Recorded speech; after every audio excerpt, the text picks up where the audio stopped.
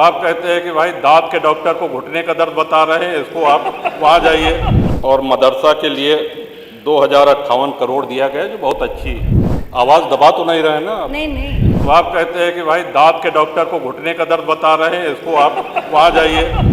आवाज़ दबा तो नहीं रहे ना आप? नहीं। इसे एक और विजिलेंस की टीम आपको लगानी पड़ेगी इनकी काले कारनामों को पकड़ने के लिए। आवाज़ दबा तो नहीं रहे ना आप? नहीं। अरे आपकी आवाज कैसे दबती है? आप बोलिए। लोग हैं ना, क्यों चिंता करते हैं? आपने बजट पे बोलने का अवसर दिया, इसके लिए आभार। महोदय, मैंने 2 वर्ष पहले भी अपने बजट भाषण में ये कहा था कि कोई भी बजट न इतना अच्छा होता है जितना सरकार बताती है, और न इतना बुरा या खराब होता है जितना विपक्ष उसको कहता है। ये माननीय मुख्यमंत्री जी द्वारा प्रस्तुत 10वां बजट है और अपने आप में एक कीर्तिमान है। आज तक कोई भी मुख्यमंत्री उत्तर प्रदेश में 10 बजट, वो भी लगातार, प्रस्तुत करने का कीर्तिमान। और इसके साथ ही साथ माननीय वित्त मंत्री जी का ये 9वां बजट है। और ये इसलिए मैं कहना चाहता हूँ कि आप जितने पुराने वित्त मंत्री होते जाते हैं उतने ही और सक्षम, उतने ही और सबल होते जाते हैं। उसी तरह से हम लोगों को देखा करें, क्योंकि आपकी एक आदत है, हम लोग कोई काम लेकर के माननीय मुख्यमंत्री जी के पास जाते हैं, वो कहें कि ये खन्ना साहब देखेंगे, सुरेश जी देखेंगे। जब आपके पास जाते हैं तो आप कहते हैं कि भाई दांत के डॉक्टर को घुटने का दर्द बता रहे हैं, इसको आप वहाँ जाइए। तो अब आप इतने सक्षम हो गए हैं कि आप दांत के दर्द का भी उपचार कर सकते हैं, आप घुटने के दर्द का भी उपचार कर सकते हैं। शरीर में जो जो व्याधियाँ हैं उनका उपचार करने में आप सक्षम हैं। तो हम लोग आशा करते हैं कि आगे हम लोग इस तरह का जो भी जनहित में कार्य आपको बताएं, सहृदयतापूर्वक, आप कृपापूर्वक उसको हम लोग के कहे के अनुसार उसको स्वीकृत करें। महोदय, धन्यवाद प्रस्ताव पे 2-3 महत्वपूर्ण सुझाव हमने दिए थे। एक जल जीवन मिशन पे अधूरे पड़े काम और जल जीवन मिशन के काम के कारण जो सड़कें खुदी हुई पड़ी हैं। दूसरा सुझाव, विधायक निधि से हम सभी माननीय विधायकगण जो असहाय लोगों का उपचार करते हैं, करवाते हैं, पैसा देते हैं, उनके नियमों में सरलीकरण हो। और इसी प्रकार आयुष्मान स्वास्थ्य योजना जो है उसके नियमों में कुछ शिथिलीकरण हो, ताकि अधिक से अधिक लाभार्थियों को इसका लाभ पहुंच सके। ये सारी बातें मैं धन्यवाद प्रस्ताव में कह चुका हूं, तो इनको दोहराने का कोई औचित्य नहीं है। इस पे बल देना चाहता हूं। श्रीमान, सही बात है, सबसे बड़ा बजट है, सबसे बड़ी धनराशि आवंटित हुई है हमारे प्रदेश के विकास के लिए। लेकिन ये धनराशि व्यय भी हो, विजन है, नजरिया है, धनराशि बहुत बड़ी आवंटित हो गई है, 9,20,000 करोड़ या जो भी जी। लेकिन यदि ये धनराशि जनहित में व्ययहीन हो, हम सभी माननीय विधायकगण चाहते हैं, आप प्रस्ताव मांग लीजिए, 10-10, 20-20 किलोमीटर सड़कों का प्रस्ताव सभी लोग दे देंगे, उसको स्वीकृत कर दीजिए। कम से कम धन खर्च होना चाहिए। तो ये एक अनुरोध है कि शुभकामनाएं आपको, ऐतिहासिक बजट और इतना बड़ा बजट लाए, लेकिन ये धन व्यय होना चाहिए जनहित में। इसके साथ ही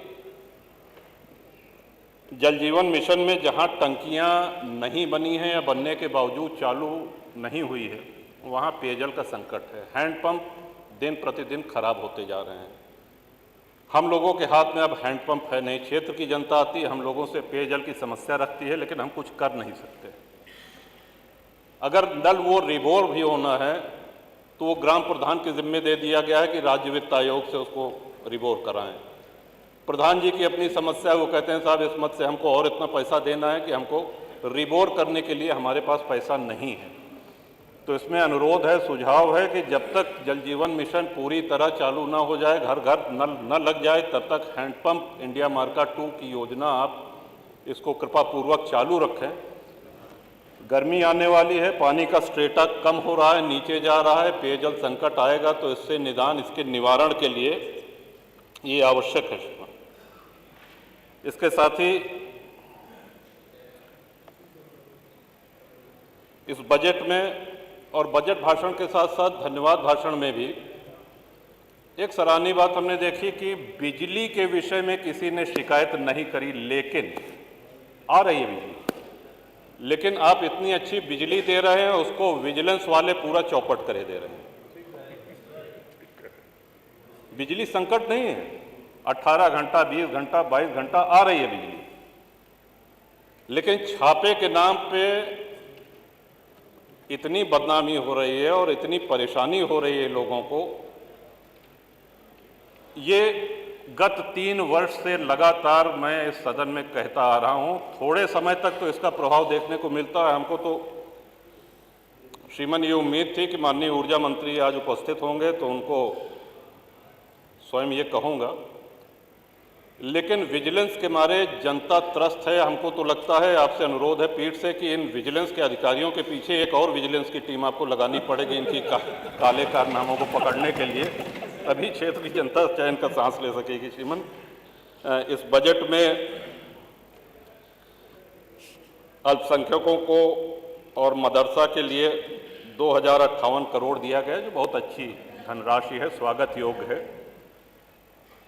श्रीमंत, संस्कृत विश्व की प्राचीनतम भाषा है और हम सभी सनातनियों के जन्म से लेकर के और मृत्यु तक जो जो संस्कार होते हैं वो सब संस्कृत में होते हैं। जो पूजा पाठ होता है वो संस्कृत में होता है।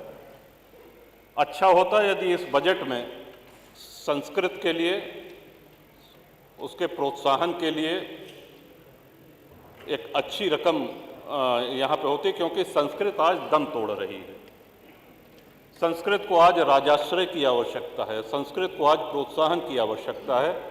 तो इस पे अगर विचार करें, अभी भी समय है कि संस्कृत में और संस्कृत के छात्रों छात्राओं को, उनको प्रोत्साहन देने के लिए प्रदेश सरकार की तरफ से एक राशि निर्धारित हो। इन्हीं सब बातों के साथ श्रीमान माननीय वित्त मंत्री जी को अपने 9वें और माननीय नेता सदन मुख्यमंत्री जी को अपने 10वें बजट लगातार का जो कीर्तिमान आपने बनाया है, और आशा करते हैं कि आप इतने सक्षम वैद्य हैं कि जो जो बीमारियां हमने, मोना जी ने, माननीय पांडे जी ने और सभी दलीय नेताओं ने, पक्ष विपक्ष के, इन सबका उपचार आपके पास है। आप दवा करने में कंजूसी मत करिए। आप सक्षम हैं, आप योग्य हैं। इस प्रकार आपको आपका बल हमने याद दिलाया, सभी लोग दिला रहे हैं, और आशा करते हैं कि हम लोगों की जो जनहित की सभी समस्याएं हैं उनका आप पूरा निराकरण करेंगे। माननीय अध्यक्ष जी, बजट पे बोलने का अवसर दिया गया, इसके लिए बहुत बहुत आभार। एक अभी राज्य कर्मचारियों का एक पत्र आपके माध्यम से, ये कि राज्य कर्मचारियों का कोरोना काल में नगर प्रतिकर भत्ता बंद कर दिया गया था, जो अभी तक बहाल नहीं किया गया है। अन्य राज्यों में कोरोना काल में जो भी भत्ते काटे गए थे सभी बहाल कर दिए गए हैं, केवल उत्तर प्रदेश में बहाल नहीं हुए हैं। बढ़ती हुई महंगाई, शहरी क्षेत्रों में रोजमर्रा की वस्तुओं की कीमतों में भारी वृद्धि को देखते हुए इसे बहाल कर दिया जाए। इससे कर्मचारियों का कार्य करने में मनोबल बढ़ेगा। श्रीमान, इस अनुरोध के साथ अपने बजट भाषण को समाप्त करता हूं। बहुत बहुत धन्यवाद। वंदे मातरम। सभी माननीय दल के नेताओं के द्वारा अपनी बात कही जा चुकी।